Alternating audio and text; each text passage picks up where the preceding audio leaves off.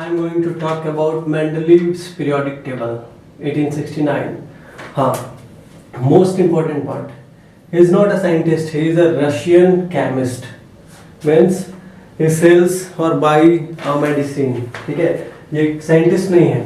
और हाँ, कुछ इंपॉर्टेंट बात बता देते हैं जो बुक में तुम्हारे नहीं लिखा हो कि ये जो पीरियोडिक टेबल है ये उनका पीरियोडिक टेबल है, खुद से बनाया हुआ. ठीक है, ये पीरियोडिक टेबल उनको उनके सपने में आया था. ये सही बात है, उनको सपने में आया था ये पीरियोडिक टेबल. और 1869 में इस टाइम तक, लाइक 1865 में हम ऑलरेडी बता चुके हैं 63 एलिमेंट्स वर नोन. ठीक है, तो इन 1869 उस टाइम पे 63 एलिमेंट्स वर प्रेजेंट. और इस पीरियोडिक टेबल का सबसे खास बात ये था कि ऑल 63 एलिमेंट्स, सारा का सारा 63 एलिमेंट्स को वो क्या किए, वो अरेंज कर दिए.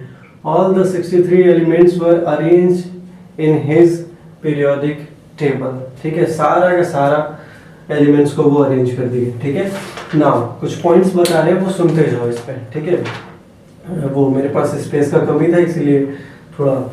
In 1869, Mendeleev, a Russian chemist, arranged all then known elements in the increasing order of their atomic mass. हाँ, Dobereiner atomic mass on the basis of atomic mass वो भी क्लासिफिकेशन कर रहे थे. न्यूलैंड्स भी on the basis of atomic mass ही लेके चल रहे थे in the increasing order of. ये मेंडलीव्स भी in the increasing order of atomic mass पे ही लेके चल रहे थे. लेकिन ये सबसे बड़े कंट्रीब्यूटर है on the basis of atomic मास. ये सबसे बड़े कंट्रीब्यूटर है. मतलब आज जो हमारे पास मॉडर्न पीरियोडिक टेबल है ये इन्हीं के वजह से है, इनका सबसे ज्यादा कंट्रीब्यूशन है. ठीक है, he was the most important contributor on the basis of atomic mass. Atomic mass, डोबेरेनर भी एटॉमिक मास पे चल रहे थे, न्यूलैंड्स भी एटॉमिक मास पे चल रहे थे, और ये भी एटॉमिक मास को लेके चल रहे थे. ठीक है, लेकिन सबसे बड़े कंट्रीब्यूटर ये हैं. ठीक है, आज जो हमारे पास मॉडर्न पीरियोडिक टेबल है उनका. ठीक है, और इम्पोर्टेंट बात, अगर ऐसे तो यहाँ पे हमने नहीं लिखा है मैंने, लेकिन अगर बुक में देखोगे तुम तो लिखा होगा R2O या फिर RH. तो वो क्या है R2O? R2O is oxide formation. R2O is like Li2O, Na2O, and RH is like NaH, KH. ठीक है, LiH, हाइड्राइड्स. मीन्स ये ऑक्साइड्स और हाइड्राइड्स को लेके सारे एलिमेंट्स को एक साथ लिए, सारे एलिमेंट्स का ऑक्सीजन के साथ रिएक्शन और हाइड्रोजन के साथ रिएक्शन कराए. ठीक है, तो रिस्पेक्टिव ऑक्साइड्स और रिस्पेक्टिव हाइड्राइड्स फॉर्म हो रहा था. तो ये ऑन द बेसिस ऑफ कौन कैसा ऑक्साइड बना रहा है, लाइक कौन R2O बना रहा है. तो जो R2O बना रहा है, like R2 means H2O, Li2O, Na2O, K2O, Rb2O. कहने का मतलब Li plus O2 क्या बनाएगा, Li2O. उसी तरह से Na plus O2, Na2, K plus O2, K2. तो जो भी इस टाइप का प्रोडक्ट फॉर्मेशन कर रहा था उनको वो क्या किए, एक ग्रुप में डाले, उस टाइप का अरेंजमेंट. ठीक है, सारे एलिमेंट्स के उस हिसाब से वो अरेंजमेंट किए हैं. ठीक है, तो he selected hydrogen and oxygen as they are very reactive. Hydrogen और ऑक्सीजन को लेने का भी ये उनका मकसद था क्योंकि ये सबसे ज्यादा रिएक्टिव था. तो ये हाइड्रोजन और ऑक्सीजन से सबका रिएक्शन कराए, उसके बाद सबको जो अपना सेम एक जैसा similar physical and chemical property show कर रहा था उनको एक जैसे वो अरेंज किए. ठीक है, fourth point is hydrides and oxides form. जो भी hydrides, like this is oxides, this is lithium dioxide, dilithium oxide, lithium oxide, या फिर ये हो गया तुम्हारा ऑक्साइड्स. ठीक है, ये क्या है, ये है ऑक्साइड्स. और अगर हाइड्रेट्स देखो, हाइड्रेट्स क्या होता है, लाइक अगर Li को H2 के साथ रिएक्शन करा दे तो क्या बनाएगा, LiH, हाँ 2LiH, ये है LiH, लिथियम हाइड्राइड बना देगा. लाइक उसी तरह से लिथियम हाइड्राइड देख लो, या फिर सोडियम हाइड्राइड NaH2 क्या बनाएगा, NaH बनाएगा, 2NaH. ठीक है, कुछ भी ले सकते हैं, लिथियम हाइड्राइड चाहे सोडियम हाइड्राइड. ये है ऑक्साइड, छोड़ो इसी का ले लेते हैं, Li plus H2, LiH, lithium hydride, 2LiH. ये क्या है, दिस इज ऑक्साइड्स, हाइड्राइड्स, इनको कहते हैं हाइड्राइड्स. ठीक है, नाम है इनका लिथियम हाइड्राइड्स, लिथियम ऑक्साइड्स. ठीक है, तो hydrides and oxides formed by an element, lithium. ठीक है, hydrates and oxides formed by an element were treated as one of the basic properties of an element for its classification. मैंने बोला कि oxygen और hydrogen को लेके सबका reaction करा है और उस हिसाब से जो ऑक्साइड्स और हाइड्रोक्साइड्स बन रहा है उसको as a main properties for the classification अपने पीरियोडिक टेबल में ये लेके चले, ठीक है। Next point, he observed that there occurs a periodic recurrence of elements with similar physical and chemical properties, मतलब सेम चीज on the basis of increasing atomic number, वो सारा कुछ प्रॉपर्टीज ये फॉर्म हुआ, फिर सबको इन the increasing order of arrange करने लगे। तो क्या देख रहे हैं, वही रिकरेंस, फिर से रिकरेंस मतलब at the same interval, like lithium valency plus lithium valency 1, sodium 1, potassium 1, rubidium, caesium, francium सबका valency 1, aluminium valency 3, boron valency 3, indium 3, thallium 3, beryllium valency 2, magnesium 2, calcium 2, ये है तुम्हारा लाइक और MgCl2, मैग्नीशियम क्लोराइड MgCl2 बनता है, ठीक है। देखो CaCl2 भी देखो, तो this is the similar chemical properties, ठीक है। और बात रहा ये, तो इनको कह सकते हैं दीज आर हार्ड मेटल्स, ये सारा मेटल्स हैं, ठीक है। क्लियर रहा बात नाउ।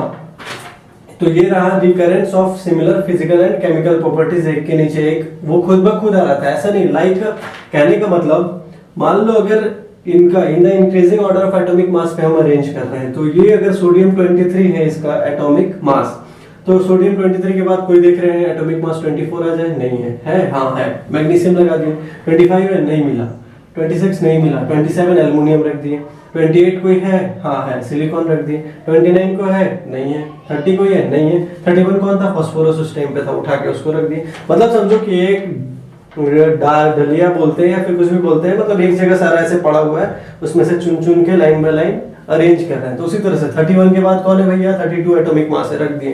32 के बाद कौन है भैया, 35 है, रख दिए। 35 के बाद कौन है, 36, 37, 38 कोई नहीं है, 39 रख दिए, ठीक है। बात समझ में आ रहा है। तो इस टाइप से हम क्या कर रहे थे, अरेंजमेंट कर रहे थे, ठीक है, on the basis of increasing order of atomic मास। तो ये अपने आप हम अरेंज कर रहे थे, ठीक है। तो खुद ब खुद वो एक के नीचे एक लगते जा रहे थे, मतलब recurrence of similar physical and chemical properties अपने आप हो रहा था, ठीक है। Mendeleev in the order of increasing atomic mass पे सबको लेके रख रहे थे, खुद ब खुद वो अरेंज हो रहा था, और खुद ब खुद प्रॉपर्टीज भी, फिजिकल एंड केमिकल प्रॉपर्टीज भी सेम आ रहा था, लाइक Li2O, Na2O, वो सारी बातें, ठीक है। Now next point is on this basis, इस बेसिस पे ही फॉर्मुलेटेड अ पीरियोडिक लॉ, उन्होंने एक पीरियोडिक लॉ बनाया, ठीक है। लाइक पीरियोडिसिटी सबसे पहले कौन दिखाया है, सबसे पहले न्यूलैंड, ठीक है। डोबरेनर के टाइम पे कोई पीरियोडिसिटी नहीं दिखा था, न्यूलैंड में लाइक इस टाइप का एक टेबल बना था जहाँ पे पीरियोडिसिटी देखा गया था सबसे पहली बार, उनको मेडल भी मिला था वगैरह वगैरह। तो यहाँ पे भी ये एक अपने से एक लॉ बनाया है, इस बेसिस पे कि एक लॉ बनाया है, क्या है वो, ही फॉर्मुलेटेड अ पीरियोडिक लॉ, ठीक है। बुक में ऐसे होगा लिखा हुआ, which states that the properties of elements are periodic function of their atomic masses, means the physical and chemical properties of elements are the periodic function of their atomic masses, मतलब जो physical property हो चाहे chemical property, like इसका कोई physical property, इसका physical property, इसकी दो, इसका physical property soft metal, इसका physical property soft metal, तो ये जो similar physical properties हैं इस दो elements का are पीरियोडिक फंक्शन मींस लगातार इसके बाद 1 2 3 4 मतलब इसके लगातार सेम ग्रुप में आके वो इसके नीचे लग रहा है, means similar physical and chemical properties are periodic function, मतलब पीरियोडिक फंक्शन एक लगातार एक ठीक टाइम के बाद, एक फिक्स टाइम के बाद वो उसके नीचे आके अरेंज हो रहा है। तो the similar physical and chemical properties are periodic function of their atomic masses। हम क्या कर रहे हैं, एटॉमिक मास में अरेंज करते जा रहे हैं, खुद ब खुद ये उसके नीचे आया है, ये सॉफ्ट मेटल, ये सॉफ्ट मेटल।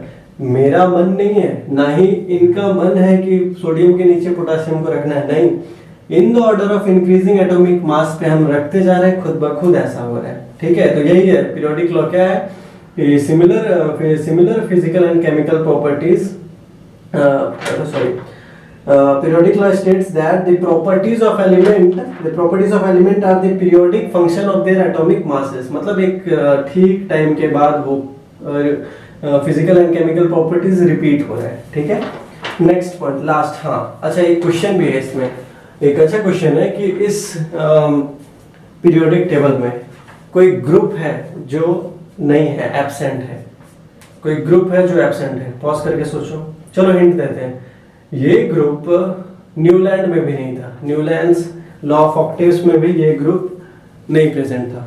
सोचो, चलो सोच लिए, जो सोच लिए बढ़िया, जो नहीं सोचे क्या है, noble gases group 18, group question आएगा ग्रुप 18 इस मेंडलीव पीरियोडिक टेबल में।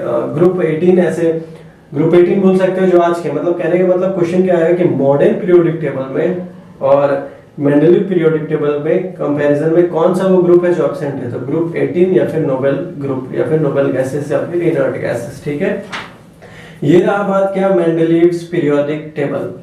Now I am going to talk about merits. ठीक है, merits of Mendeleev's periodic table, then after demerits. तो स्टार्ट करते हैं merits of Mendeleev's periodic table.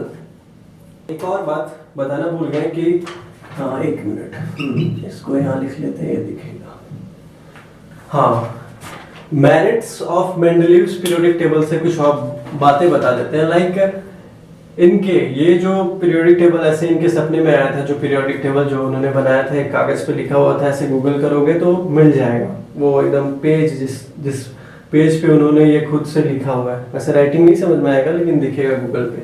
हाँ, तो उन्होंने क्या किया था, उन्होंने 8 तुम्हारा वर्टिकल कॉलम्स लिया था और 7 हॉरिजॉन्टल रोज था उनके पास। ठीक है, लाइक 7 जो तुम्हारे पास हॉरिजॉन्टल रोज था उनको उन्होंने बोला था period. These are what, these are periods and there are 8 groups. मतलब इनके पीरियोडिक टेबल में, मेंडलीव्स पीरियोडिक टेबल में वी हैव कितने, हमारे पास थे तुम्हारे total 8 groups and 7 periods. These are the periods and these are the groups. ठीक है, और जो इनके ग्रुप्स थे उनको उन्होंने डिवाइड करके रखा था सब ग्रुप्स में, लेकिन उन्होंने बस 7th ग्रुप तक ही उन्होंने सब डिवीजन किया था। Like 1 AB, 2 AB, 3 group, 3rd group में AB, 4th में, सब में ऐसा 7 तक में डिवीजन था, 8th में नहीं। ठीक है, तो ऐसा क्वेश्चन भी क्वेश्चन आता है कि 8th जो ग्रुप है मेंडलीव्स पीरियोडिक टेबल में, उनमें सब डिवीजन है या नहीं है। ठीक है, 1 मार्क्स का आता है, तो वहां पे 8th ग्रुप में नहीं है, 7th ग्रुप तक क्या है, सब डिवीजन है। टोटल ग्रुप कितना है, 8, टोटल पीरियड कितना है, 7। क्लियर है बात, टोटल पीरियड कितना है, 7, टोटल ग्रुप कितना है, 8। ठीक है, और इससे क्या पता चल रहा था, वो इतना सिस्टमैटिकली अरेंज किए थे कि जिस ग्रुप में जो एलिमेंट्स है उससे उनका वैलेंसी पता चल रहा था। कैसे, hydrogen valency 1, lithium 1, sodium 1, potassium, rubidium, caesium, francium सब 1, कॉपर 1, Ag1, Au सबका वैलेंसी 1, इनका वैलेंसी सबका 2, इधर भी वैलेंसी सबका 2। तो ये एक सिस्टमैटिक वे में अरेंज करके रखे थे। क्लियर है बात? हाँ, तो ये सारी बातें, और तो कुछ नहीं। हाँ, चलिए अब क्या है, अब है मेरिट्स खूबियां, achievements of Mendeleev's periodic table. पहला बात क्या है, ग्रुपिंग ऑफ एलिमेंट्स। ये तो ठीक है, एलिमेंट्स का ग्रुपिंग अच्छे से है। ठीक है, हाँ, ही generalized the study of then known 63 elements। Means उस टाइम पे हम ऑलरेडी लिख चुके हैं 63 एलिमेंट्स था इनके पास। मतलब ये जब पीरियोडिक, मतलब ये बैठे हुए कोई ला के दिया 63 एलिमेंट्स है आपके पास, ये 63 लाइक डोबरैनर, उनके पास वो जब टाइम पे अपना क्लासिफिकेशन कर रहे थे तो वो जितना भी एलिमेंट्स उनके टाइम पे प्रेजेंट था वो सबको नहीं क्लासिफाई कर पाए थे, ना ही न्यूलैंड कर पाए थे। लेकिन ये मेंडलीव्स बहुत बड़े केमिस्ट है, साइंटिस्ट है, जो बोलो, तो ये करके दिखाए थे। सारा का सारा 63 एलिमेंट्स इनके पास अवेलेबल था उस टाइम पे, उस डेट टिल डेट तक 63 के 63 को अरेंज कर दिए। ठीक है, तो he generalised the study of then known 63 elements. Second point is gaps for undiscovered element. सबसे important thing, gaps for undiscovered element. Gaps for undiscovered मतलब गैप्स, मतलब ये इतने बड़े इनको सपने में, एक तो पीरियोडिक टेबल ऐसे तुम जब आगे सीनियर क्लासेस में जाओगे तो दिखेगा तुमको, मिल जाएगा कि ये इनको सपने में आया, और ये इतना ज्यादा, मतलब ये सोच रहे थे जब भी ये रिएक्शन कर रहे थे सबका हाइड्रोजन और ऑक्सीजन के साथ में, तो अगर कुछ चीज टैली नहीं कर रहा है, ठीक है, लाइक कोई प्रॉपर्टीज टैली नहीं कर रहा, बहुत ज्यादा डिफर कर रहा है, तो वहां पे वो जगह छोड़ दे रहे हैं, स्पेस छोड़ के, gaps gaps for undiscovered element वहां पे छोड़ के आगे बढ़ जा रहे हैं। मतलब उनको इतना विश्वास था अपने आप पे कि नहीं कोई और एलिमेंट यहाँ डिस्कवर होने वाला है, क्योंकि उस टाइम पे बहुत सारे एलिमेंट्स डिस्कवर्ड हो रहा था, तो उनको लग रहा था कि इतना ज़्यादा प्रॉपर्टीज में डिफरेंट हो रहा है, कुछ ऐसा बात जरूर है कि यहाँ पे जो हम सोच रहे जो लाइक जिंक, मान लो उनके पास तुम्हारा जिंक के बाद एस है, आर्सेनिक है, तो वो चाहते तो यहाँ डाल सकते थे, पर ऐसा नहीं था, वो यहाँ नहीं डाले, वो बोले कि प्रॉपर्टीज बहुत ज़्यादा डिफर कर रहा है, हम यहाँ पे नहीं लेंगे। एज एग्जाम्पल हम बता रहे हैं, वो यहाँ पे टैली नहीं कर रहा था प्रॉपर्टीज, वो गैप छोड़ दिए, ठीक है। Now, gaps for undiscovered elements. In order to make sure that the elements having similar properties fell in the same vertical column or group, मतलब इसके नीचे वही आए जो प्रॉपर्टीज जो similar physical and chemical properties रहे, ये नहीं कि कोई भी उस टाइम पे जो भी दिख रहा था उनको डाल दी, नहीं। तो ये सबसे इंपॉर्टेंट चीज है, क्वेश्चन यहाँ से बहुत आता है, गैप्स फॉर अनडिस्कवर्ड एलिमेंट, और इसके बारे में भी बता रहे हैं और भी कुछ।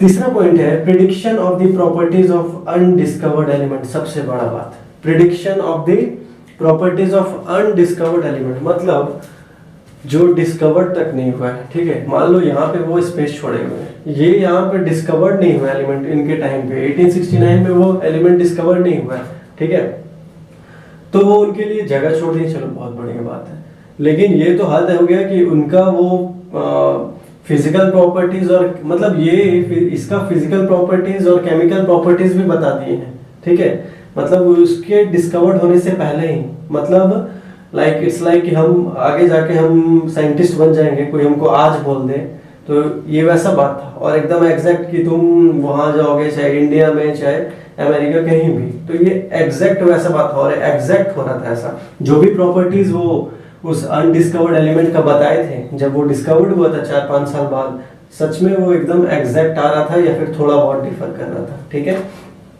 तो लाइक यहाँ देखो, he predicted the properties of some undiscovered element in 1871, ठीक है। 1871 मान लो जब वो पीरियोडिक टेबल ये बना है, 1871 में यहाँ पे वो एलिमेंट नहीं मिल रहा था, लेकिन बोले कि कोई आएगा, ठीक है। और अच्छा, इसके नीचे नाम क्या रखे, क्या बोले, कोई आएगा, यहाँ पे क्या है, कोई खाली जगह, क्या कुछ तो बोलेंगे इस जगह को, तो वो क्या बोले, एल्युमिनियम के नीचे वाले जो खाली जगह उसको बोले इका एल्युमिनियम। ऐसा क्यों, क्योंकि कहा जाता है कि मेंडलीव्स का एक दोस्त है, मतलब एक फ्रेंड थे, साइंटिस्ट ही वहाँ पे, शायद इंडियन फ्रेंड थे वो, संस्कृत के बहुत बड़े कोई होंगे, तो इका वर्ड संस्कृत में होता है एक स्टेप नीचे, तो एल्युमिनियम के एक स्टेप नीचे संस्कृत में होता है इका, तो इनके फ्रेंड ने सजेस्ट किया कि इका एल्युमिनियम बोलिए, क्योंकि एल्युमिनियम के नीचे, तो उन्होंने नाम भी रखा है इका एल्युमिनियम, ठीक है। तो ये 1871 में he predicted the properties of some undiscovered element in 1871 which were discovered in 1876। 1871 में जो बात कर दी है इसके बारे में, जो डिस्कवर्ड तक नहीं हुआ, वो 1876 में सही साबित हुआ। तो ये इतने बड़े साइंटिस्ट हैं, इतने बड़े, ठीक है। लाइक एग्जांपल इका एल्युमिनियम, एल्युमिनियम के नीचे इका एल्युमिनियम, ठीक है। इका एल्युमिनियम के नीचे, इका एल्युमिनियम के नीचे कौन डिस्कवर्ड हुआ, एल्युमिनियम के नीचे गाजर, लाइक बैगन, आलू, गाजर इन थैला, ठीक है। तो यहाँ गाजर है, गैलियम डिस्कवर्ड हुआ था 1876 में। और अगर चेक करना चाहो कि लाइक कौन सा वो फिजिकल प्रॉपर्टीज और केमिकल प्रॉपर्टीज, तो बुक में अपने देख लेना, सारा लिखा हुआ है, ठीक है। एल्युमिनियम जो वो बोले थे 1871 में, और जब सच में वो एलिमेंट डिस्कवर्ड हुआ तो उनका प्रॉपर्टीज पूरा मैच हो रहा था, melting point, boiling point, density, सारा कुछ बुक में है, मैच कर लेना। उस तरह से एक और था सिलिकॉन के नीचे, इसका भी नाम क्या लिखे, इका सिलिकॉन, सिलिकॉन के नीचे, ये भी सही साबित हुआ। कहे शिव जी सुनो पार्वती, जर्मेनियम, यहाँ पे क्या है जी, ठीक है। हाँ, और सबसे इंपॉर्टेंट चीज यहाँ पे क्या है ना कि इनकरेक्ट एटॉमिक मास करेक्टेड, ये क्या था कि ये जब अरेंज कर रहे थे तो इनके टेबल में बहुत सारे एलिमेंट ऐसा था जिनका एटॉमिक मास, डोबरेनर, न्यूलैंड, या फिर और भी इनके बीच में बहुत सारे साइंटिस्ट हैं जो हम लोग नहीं पढ़े, तुम लोग नहीं पढ़ रहे हो, लेकिन बीच में और भी साइंटिस्ट हैं।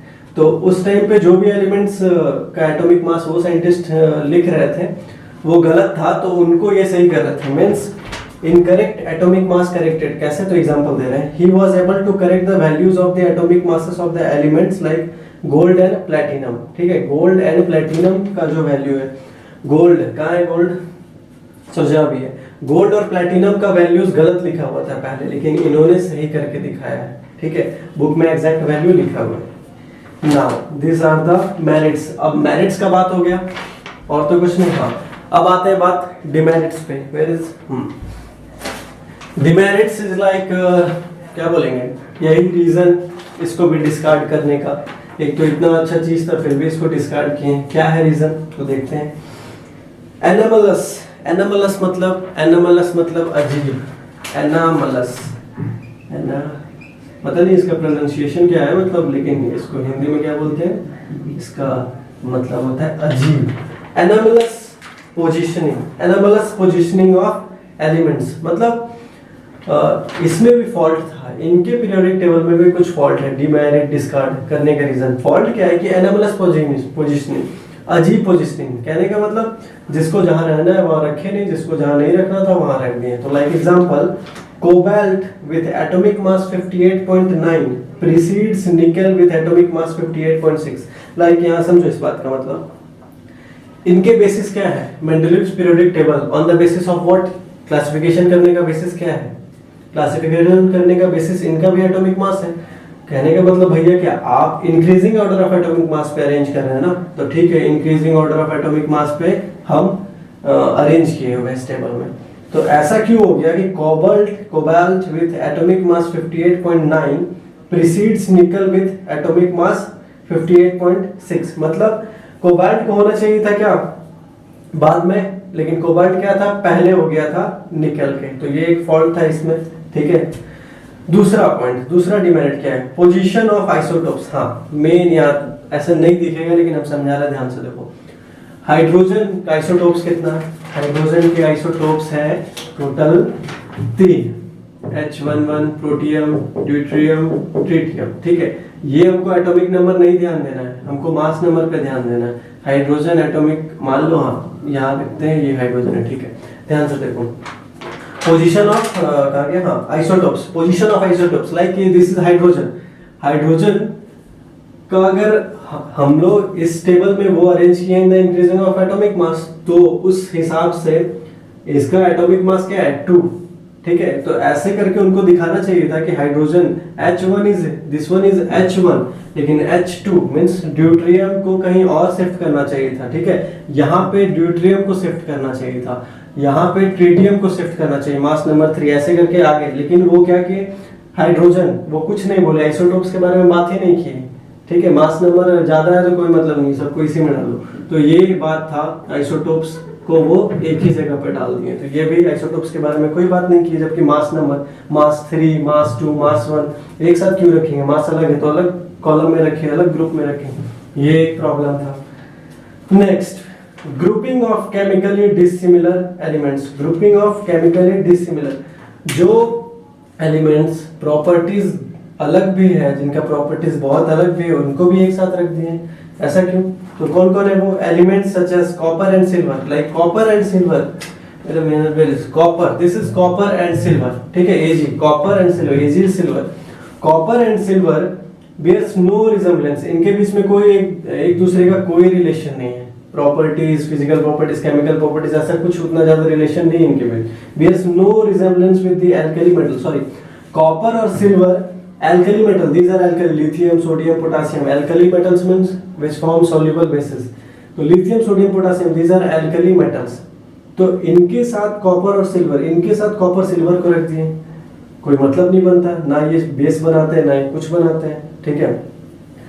these are insoluble bases, ठीक है, और these are alkalis, highly soluble bases। तो इनको एक ग्रुप में कॉलम में क्यों रखे हैं, तो this is elements such as copper and silver bear no resemblance with the alkali metals, lithium and sodium etc, but they have been placed together in the first group, ये वाला बात। Next point, separation of chemically similar elements.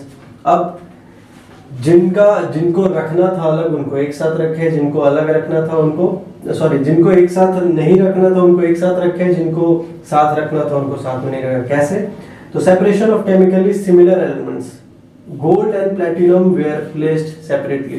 Gold क्या है भैया, gold यहाँ है, platinum क्या है भैया, प्लेटिनम यहाँ है। तो गोल्ड और प्लेटिनम को एक साथ होता है, लाइक हम देखे हैं ना वो सीरीज में, सिल्वर गोल्ड प्लेटिनम एक साथ रहता है। तो गोल्ड नोबेल एलिमेंट कहते हैं, means non reactive, very less reactive, very very less reactive. Gold, platinum एक साथ प्रॉपर्टी शो करता है, एकदम नहीं रिएक्ट करता है, इसीलिए महंगा भी बिकता है, ठीक है। तो इन दोनों को एक साथ रखना था लेकिन अलग रखे, गोल्ड यहाँ है, प्लेटिनम यहाँ है, अजीब बात है, ठीक है। Next last point is demerit का, ये लास्ट पॉइंट है कि द पोजीशन ऑफ हाइड्रोजन के पोजीशन को क्या करना है। The position of hydrogen was not given fixed position. ये हाइड्रोजन यहाँ तो रखे हैं पर इन मॉडल में वो बात लिखे थे कि hydrogen was not given fixed position, it was considered in group 1A, 1 के A में भी and as well as group 7A, 7 के A में भी। क्योंकि देखो हाइड्रोजन +1 हाइड्रोजन, ये ऐसा कंफ्यूजन क्यों कि हाइड्रोजन कभी कभी हाइड्रोजन क्या शो करता है, +1 और -1। कहने का मतलब हाइड्रोजन इलेक्ट्रॉन कभी लूज कर भी सकता है, कभी लूज करता है और कभी गेन करता है। लूज करके क्या बन जाता है, सिर्फ न्यूक्लियस बचता है इसके पास, और गेन करके अगर एक इलेक्ट्रॉन है और गेन करके ये बन गया -1। बात समझ में आया, क्लियर है। तो ये बात इसीलिए कभी +1 भी शो करता है, कभी -1। तो लाइक लिथियम +1 शो करता है, सोडियम +1, पोटेशियम +1। तो हाइड्रोजन को यहाँ रख दिए क्योंकि हाइड्रोजन +1 भी शो कर रहा था, और कह रहे हैं कि हाइड्रोजन यहाँ भी रह सकता है क्योंकि हाइड्रोजन -1 भी शो करता है। तो these were the demerits of Mendeleev's periodic table, clear है। अच्छा एक और चीज, अगर देखो यहाँ से शुरुआत हो गया था, लाइक इधर मेटल्स है और जब अक्रॉस पीरियड जा रहे हैं तो मेटल से होते हुए नॉन मेटल जा रहे हैं, मेटल ऐसे धीरे धीरे नॉन मेटल, ठीक है, मेटल धीरे धीरे नॉन मेटल। तो ये यहाँ से शुरुआत हो चुका था मेंडलीव्स पीरियोडिक टेबल में, जो हम लोग पढ़ेंगे अभी आगे चल के, क्लियर है। हाँ अब क्या, अच्छा अब बताते हैं डोबरेनर, न्यूलैंड्स, मेंडलीव्स पीरियोडिक टेबल, इनका बेसिस क्या था, ग्रुपिंग करने का, क्लासिफिकेशन करने का एलिमेंट्स को, एटॉमिक मास, ठीक है, सबको एटॉमिक मास पे किए। सबसे बड़ा कंट्रीब्यूटर कौन है, ये मेंडलीव्स पूरा नाम क्या है, इवान को कुछ है इस तरह का पूरा नाम है, जो भी है, मेंडलीव्स पीरियोडिक लॉ। हाँ तो ये सबसे बड़े कंट्रीब्यूटर हैं on the basis of atomic मास के। चलिए, और हाँ, और अच्छा ये क्वेश्चन आता है यहाँ पे कि इस बेसिस से ये जो इनका पीरियोडिक टेबल है ना, ये इस वजह से ये जो मेंडलीव पीरियोडिक टेबल है ये मोस्ट इंपॉर्टेंट था मॉडर्न पीरियोडिक लाने के लिए। मतलब आज जो हमारे पास मॉडर्न पीरियोडिक टेबल है वो क्यों है, इस वजह से। What led the foundation of modern periodic table, ये क्वेश्चन है, ऐसा क्यों है। तो ये इनकी वजह से, क्योंकि इनके टाइम पे 63 एलिमेंट्स था, 63 को एलिमेंट्स को अरेंज कर दिए, गैप्स फॉर अनडिस्कवर्ड एलिमेंट छोड़े हुए थे कि जो होगा उसको भी रखा जाएगा, उसका भी ख्याल रखे थे, आने वाले अतिथि का भी ख्याल है। और 8 ग्रुप में सबको डिवाइड किए हुए थे, और ग्रुप में डिवाइड किए थे तो सबका वैलेंसी भी शो कर रहा था, जो जिस ग्रुप में वो उस ग्रुप का वैलेंसी 1 2 3 4 5, ये वैलेंस इलेक्ट्रॉन, सबका वैलेंस इलेक्ट्रॉन देखो 1 2 3 4 5 6 7। फ्लोरीन लास्ट ऑर्बिट में कितना इलेक्ट्रॉन, 7 ग्रुप में, chlorine 7, bromine, carbon 4th group, valence electron कितना 4। तो ठीक है, ये सारी बात है। वन मोर थिंग कि ये जो पीरियोडिक टेबल उन्होंने बनाया था तो इनका जो क्रेडिट उनको मिलना चाहिए था वैसे क्रेडिट उनको मिला नहीं, क्योंकि बाकी के साइंटिस्ट लोग का ऐसा कहना था कि गैप्स फॉर अनडिस्कवर्ड एलिमेंट जो आया भी नहीं वैसा नहीं, ठीक है, तो उतना उनको भाव नहीं मिला। लेकिन जब गैप्स छोड़े हुए थे 1871 में, जिसके बारे में जो भी प्रॉपर्टीज लाइक इस एलिमेंट के जो भी properties, physical properties, chemical properties के बारे में सारा कुछ, melting point, boiling point, density, सारा कुछ 1871 में बताए थे। और जब वो 5 साल बाद 1876 में एकदम सही साबित हुआ, ठीक है, तो लोगों के लगा अरे बहुत बड़े आदमी है, तब उस टाइम पे भाव दिए। तो फिर उनको भाव कैसे मिला, तो उनको बोला गया कि आप ही हैं फादर ऑफ पीरियोडिक टेबल।